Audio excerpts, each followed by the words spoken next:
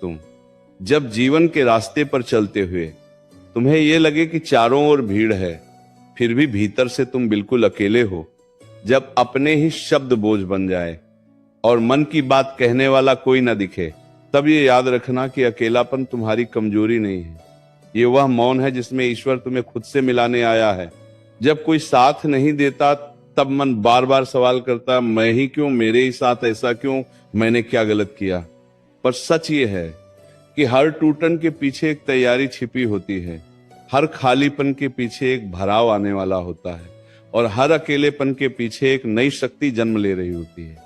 जब लोग साथ छोड़ते हैं तब सबसे पहले मन डरता है, घबराता है, बेचैन होता है। पर उसी क्षण अगर तुम भीतर झांक सको तो पाओगे कि यह डर तुम्हें तोड़ने नहीं, मजबूत बनाने आया है। जिन कंधों पर तुम भरोसा करके खड़े थे, अगर वे हट गए तो इसका अर्थ ये नहीं कि तुम गिर जाओगे। इसका अर्थ यह है कि अब तुम्हें अपने पैरों पर खड़ा होना है, अपने विश्वास पर खड़ा होना है, अपने ईश्वर पर भरोसा करना है।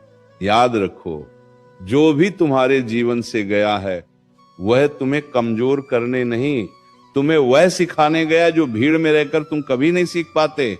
जब कोई साथ नहीं देता तब मन में यह ख्याल आता है कि शायद मेरी कोई कीमत नहीं, शायद मैं किसी के लायक नहीं। लेकिन यह सबसे बड़ा भ्रम है।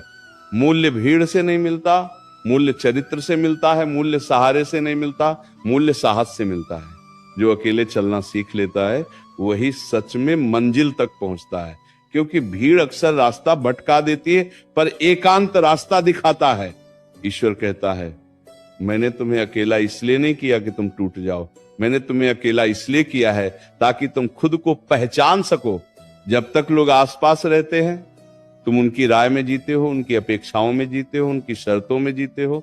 पर जब सब दूर चले जाते हैं तब पहली बार तुम्हें अपनी आवाज सुनाई देती है, तब पहली बार तुम्हें पता चलता है कि तुम क्या चाहते हो, क्या नहीं चाहते और किस रास्ते पर तुम्हें आगे बढ़ना है। अकेलापन वो आग है जिसमें आत्मा तपती है और तपने के बाद ही सोना कुंदन बनता है। जो इस आग से डर गया वो हमेशा दूसरों का मोहताज बना रहा, और जो इस आग में शांत खड़ा रहा वही अपने जीवन का स्वामी बना। याद रखना, जिन दिनों में कोई तुम्हारे हाल नहीं पूछता वही दिन तुम्हारे चरित्र की असली परीक्षा होते हैं, और वही दिन तुम्हारे भविष्य की नींव रखते हैं।